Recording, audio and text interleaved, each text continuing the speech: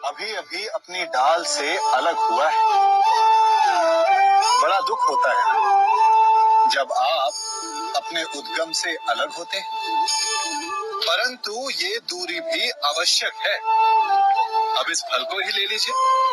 अपने जीवन दाता वृक्ष से अलग होकर ये ना केवल किसी की भूख शांत करेगा, अभी तो इसके भीतर के बीज से एक नए वृक्ष का सृजन भी होगा और कई फल जन्मेंगे। सृजन की प्रतिक्रिया में पीड़ा आवश्यक है। यदि पीड़ा नहीं होगी तो सृजन नहीं होगा। पीड़ा अपने उद्गम से दूर होने, पीड़ा अपनों से दूर होने। इस फल की भांति हम मनुष्यों को भी अपने उद्गम से, अपने सगे संबंधियों से अलग होना पड़ता है और यही अलगाव एक नए सृजन को, एक नई सृष्टि को, एक नए विकास को जन्म देता है। इसलिए ऐसे अलगाव से दुखी मत होइए, उसका स्वागत कीजिए, क्योंकि ये विकास की नींव है। अपराध वो भावना है जिसके कारण संसार में सदा दुख ही व्याप्त रहता है।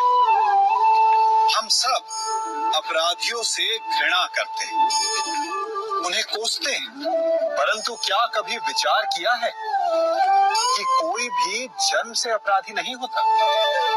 तो ऐसा क्या कारण है कि कोई इतना बुरा बन जाता है कि वो बुराई की सीमाएं ही पार कर जाए? कारण है कामना।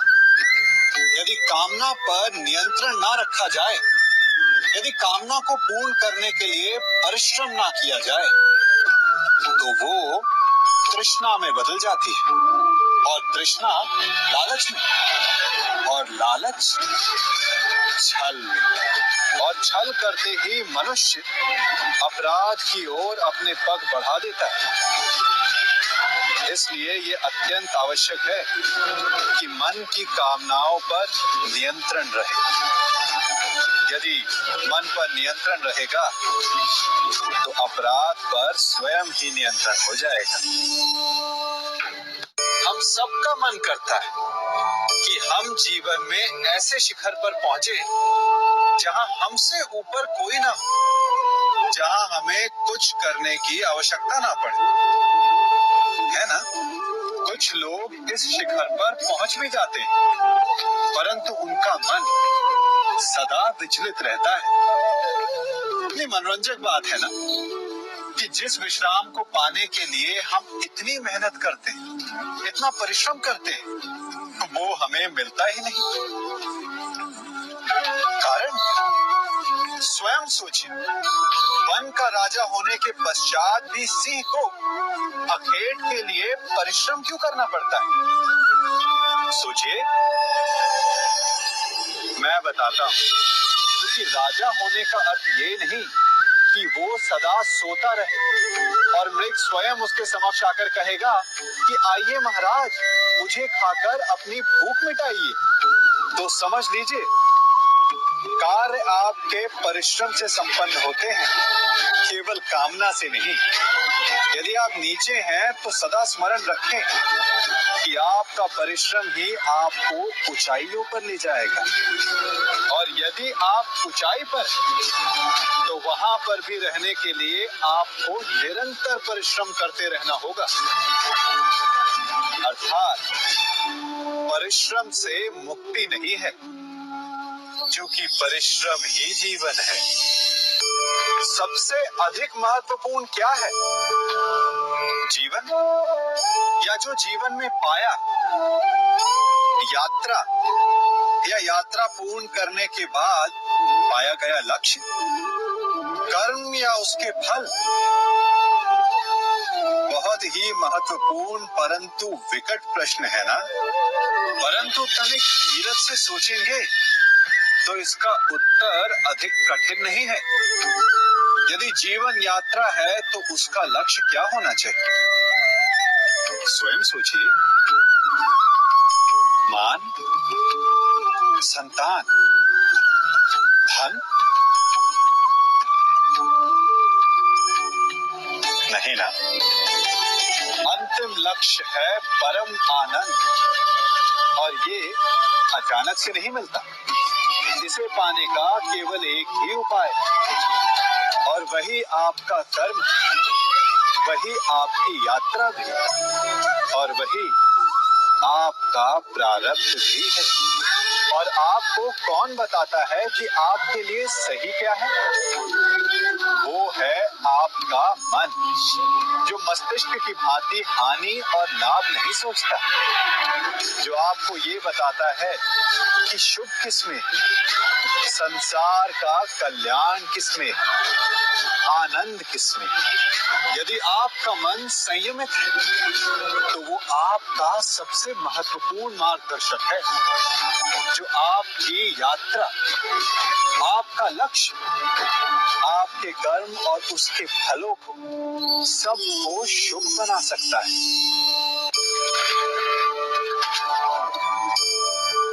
इन पक्षियों को देख रहे हैं आप?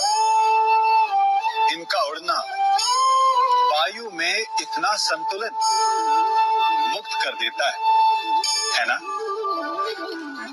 इन्हें उड़ते देख आपके मन में भी इच्छा होती होगी कि इन्हीं की भांति आप भी स्वतंत्रता से उड़ पाएं। ईर्ष्या होती है ना, जब आप इन्हें खुले आकाश में ऐसे विचरण करते देखते हैं। पर कभी सोचा है, इस उड़ान को, इस स्वतंत्रता को पाने के लिए कितना परिश्रम, कितना अभ्यास किया होगा इन्होंने? आकाश में उड़ने से पूर्व धरती पर कितना गहन परिश्रम किया होगा इन्होंने? इनके माता पिता ने पहली बार जब इन्हें पंख फड़फड़ाने को उकसाया होगा तो कितनी बार गिरे होंगे? पहली बार वायु में उड़ते समय कितना भय लगा होगा इन्हें? अपनी पहली उड़ान के पश्चात धरती पर उतरते समय गिरकर कितनी चोट खाई होगी? इस उड़ान का, इस स्वतंत्रता का ये मूल है। यदि आप ये दे सकते हैं तो अवश्य आप भी इस स्वतंत्रता को पा सकते हैं। इन पक्षियों की भांति ही अपने चारों ओर जब भी आप किसी सफल मनुष्य को देखें तो उससे ईर्ष्या ना करें, उसके परिश्रम और पीड़ा को समझने का प्रयास करें जो उसने यहाँ तक पहुँचने में पाई है। प्रेरणा लें, प्रयास करें और स्वयं भी सफल हो जाएं। कभी वन में सिंह को अखेट करते देखा है? हमें लगता है कि सिंह तेजस्वी, बलशाली, तीव्र है, इसलिए वो अखेट कर पाता है। परंतु इस अखेट के दूसरे पक्ष को भी देखने का प्रयास कीजिए। सिंह अखेट तभी कर पाता है जब हिरण आस छोड़ देता है, जब वो भागना बंद कर देता है, जब वो संघर्ष करना छोड़ देता है। सिंह हिरण की मृत्यु नहीं चुनता, हिरण स्वयं अपनी मृत्यु चुनता है। ठीक उसी प्रकार असफलता हमें नहीं चुनती, हम असफलता को चुनते हैं। ये हम ही हैं जो आशा को छोड़कर संघर्ष करना छोड़ देते हैं और भाग्य का अखेट बन जाते हैं। इसलिए संघर्ष करना मत बंद कीजिए, प्रयास करते रहिए और सफलता आपकी मुट्ठी में होगी। जब घर में अंधकार छा जाता है तो प्रकाश लाने के लिए आप क्या करते? दीपक ढूंढते और उसकी लौ को प्रज्वलित करते, और फिर अंधकार अपने आप दूर हो जाता है। अब आप कहेंगे कि इसमें कौन सी नई बात है? यदि अंधकार को दूर करना है तो दीपक की लौ को प्रज्वलित तो करना ही पड़ता है। यही बात तो समझने की। यदि अंधकार से लड़ना है तो अंधकार का सहारा नहीं लिया जा सकता, उसके लिए प्रकाश की आवश्यकता होती है। घृणा का अंत करना है तो उसे घृणा से अंत नहीं किया जा सकता, उसे प्रेम की आवश्यकता होती है। शत्रुता का अंत शत्रुता से नहीं किया जा सकता, उसे क्षमा की आवश्यकता होती है। यदि आपको नकारात्मक ऊर्जाओं से लड़ना है तो स्वयं को सकारात्मक बनाना होगा और तभी आपके जीवन में वास्तविक आनंद आ सकेगा। एक न एक बार हर युवा के जीवन में एक ऐसा समय आता है जब उसे लगता है कि उसके माता पिता उसके साथ बहुत कठोर हो रहे। मैं आपसे पूछता हूँ, क्या आपने कभी कुम्हार को मटकी बनाते हुए देखा है?